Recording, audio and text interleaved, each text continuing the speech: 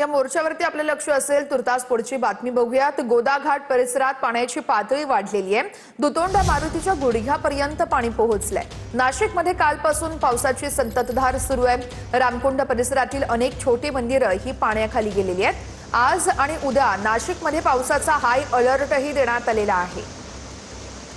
नाशिकच्या गोदाघाट परिसरातली ही दृश्य आपण बघतोय। दुतोंड्या मारुतीच्या गुडघ्यापर्यंत सध्या पाणी पोहोचलेलं आहे।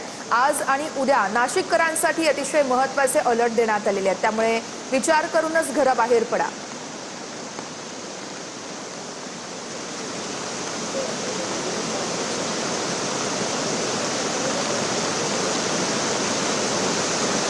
तर नाशिक महानगरपालिकेच्या प्रवेशद्वारासमोरच पाणी साचलेलं होतं। मुख्य इमारतीसमोर पाण्याचं तळ साचलंय।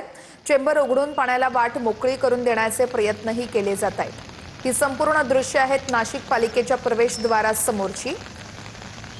नाशिकमध्ये देखील मुसळधार पाऊस पडतोय आणि आता हा संपूर्ण पाण्याचा निचरा होण्यासाठी खरं तर कुठे वाटच नाहीये, त्यामुळे संपूर्ण परिसर जलमय झालेला आहे। या संपूर्ण रस्त्याला नदीचं स्वरूप आल्याचं आपण बघतोय। काही दुचाकी स्वार आहेत, चारचाकी स्वार आहेत, या सगळ्यांनाच पाण्यातून जाताना कसरत करावी लागते।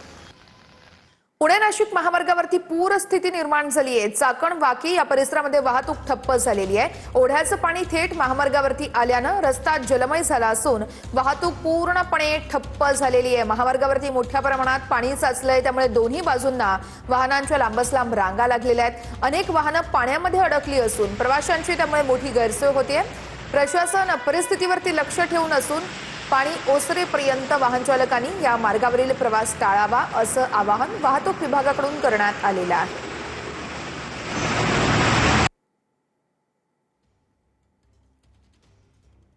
नाशिकच्या गंगापूर रोड परिसरामध्ये अनेक वाहनं खड्ड्यात अडकली होती। रामवाडी या संपूर्ण परिसरामध्ये पावसाच्या पाण्यामध्ये स्कूल व्हॅन अडकली होती। रामवाडी या ठिकाणी ही स्कूल व्हॅन अडकली होती आणि स्कूल व्हॅन बाहेर काढण्याचे प्रयत्न अद्यापही सुरूच आहेत। पाण्यामध्ये खड्डा न दिसल्यानं ही स्कूल व्हॅन थेट पाण्यामध्ये या खड्ड्यात अडकलेली आहे। त्र्यंबकेश्वरमध्ये पहाटेपासून मुसळधार पाऊस बरसतोय, त्यामुळे परिसरातील ओढे नाले प्रवाहित झाले असून गोदावरी नदीची पाणी पातळी सुद्धा वाढली आहे। जोरदार पावसामुळे नाशिक त्र्यंबकेश्वर रस्ता पूर्णपणे बंद झालाय आणि या पावसाचा परिणाम नाशिक शहरामध्ये सर्वाधिक प्रमाणात पाहायला मिळतोय। नाशिकच्या गोदाघाटावरील दुतोंड्या मारुतीच्या कमरेला पाणी लागलंय, त्यामुळे प्रशासनाकडून सुद्धा नागरिकांना सतर्कतेच्या सूचना देण्यात आल्या। जोरदार पावसामुळे सखल भाग जलमय झालेत, त्यामुळे अनेक ठिकाणी स्कूल बसेस अडकून पडल्यात। नाशिकच्या गंगापूर रोड परिसरातही अनेक वाहनं खड्ड्यात अडकली आहेत। सातपूर शिवाजीनगरच्या विठ्ठल रुक्मिणी कॉलनीमध्ये पाणी भरलंय। दरम्यान त्र्यंबकेश्वर येथील दोबाडेवाडीला जोडणारा नवीन पूलही पाण्यात वाहून गेलाय।